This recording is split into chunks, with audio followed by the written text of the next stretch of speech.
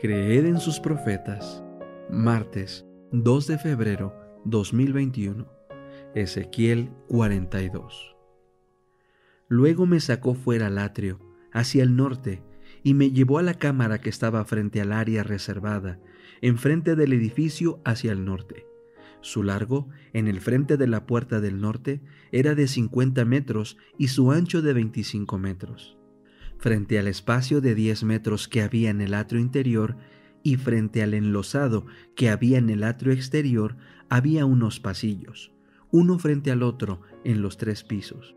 Delante de las cámaras, hacia la parte de adentro, había un corredor de 5 metros de ancho y de 50 metros de largo, y sus puertas daban hacia el norte. Las cámaras de más arriba eran más estrechas, porque los pasillos les restaban espacio, más que a las bajas y a las intermedias del edificio.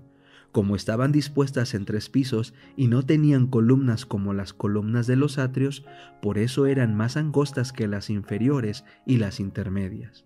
El muro que estaba afuera, enfrente de las cámaras, hacia el atrio exterior y delante de las cámaras, tenía 25 metros de largo, porque el largo de las cámaras del atrio exterior era de 25 metros, y delante de la fachada del templo había 50 metros.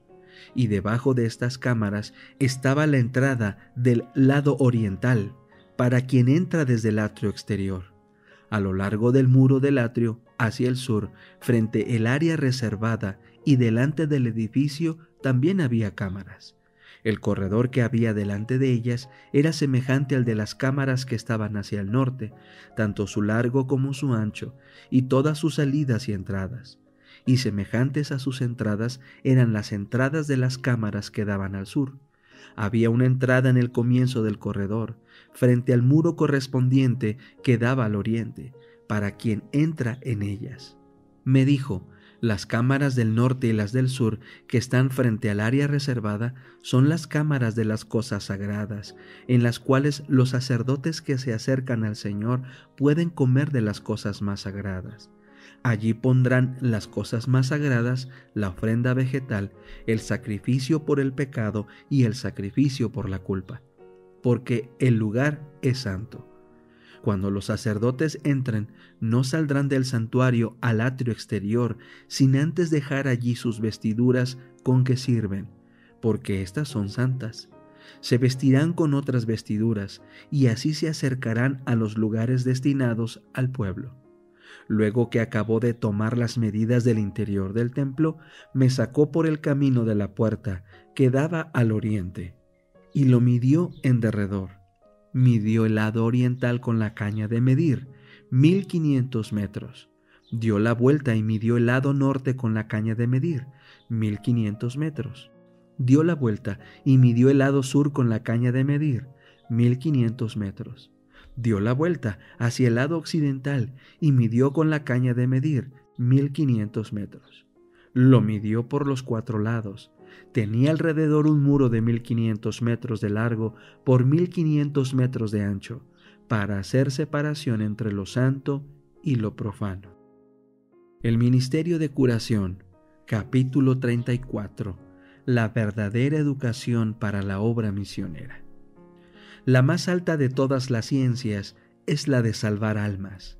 La mayor obra a la cual pueden aspirar los seres humanos es la de convertir en santos a los pecadores. Para realizar esa obra hay que echar amplios cimientos, y al efecto se necesita una educación comprensiva que requiera de los padres y maestros pensamientos y esfuerzos superiores a los que requiere la mera instrucción científica. Se necesita algo más que cultura intelectual. La educación no es completa a menos que el cuerpo, la mente y el corazón se desarrollen armoniosamente. El carácter ha de recibir disciplina adecuada para su desarrollo más perfecto. Todas las facultades físicas y mentales deben educarse y desarrollarse debidamente. Es deber nuestro cultivar y poner en ejercicio toda facultad que haga de nosotros obreros más eficaces de Dios. La verdadera educación incluye el ser entero. Nos enseña que el uso correcto de nuestro ser nos habilita para hacer el mejor uso del cerebro, de los huesos y de los músculos, del cuerpo, de la inteligencia y del corazón. Las facultades de la mente, por ser las superiores, deben gobernar el reino del cuerpo. Los apetitos y las pasiones naturales deben someterse al dominio de la conciencia y de los afectos espirituales. Cristo está a la cabeza de la humanidad y es su propósito guiarnos en su servicio, por las altas y santas sendas de la pureza. Por la maravillosa operación de su gracia hemos de llegar a ser perfectos en Él. Jesús recibió su educación en el hogar. Su madre fue su primer maestro humano. De los labios de ella y de los escritos de los profetas aprendió las cosas del cielo. Vivió en un hogar de aldeanos y con fidelidad y buen ánimo llevó su parte de las cargas de la casa.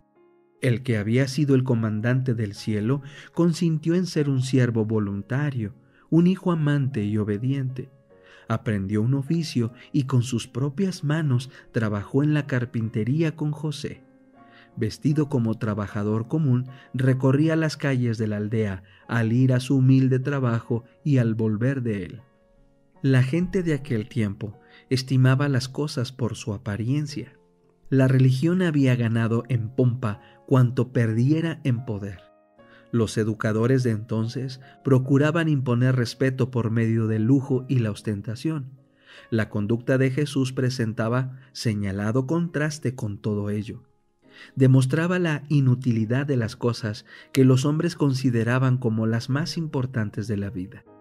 Jesús no frecuentó las escuelas de aquel tiempo que solían exagerar las cosas pequeñas y empequeñecer las grandes. Se educó en las fuentes designadas por el cielo, en el trabajo útil, en el estudio de las Escrituras, en la naturaleza y en las experiencias de la vida, en los libros de texto de Dios, llenos de enseñanza para todo aquel que recurre a ellos con manos voluntarias, ojos abiertos y corazón dispuesto a entender. El niño crecía y fortalecíase y se henchía de sabiduría, y la gracia de Dios era sobre él. Lucas 2:40. Así preparado, Cristo emprendió su misión, ejerciendo en los hombres, siempre que se relacionaba con ellos, una influencia bendita, un poder transformador, tales como el mundo no había visto jamás.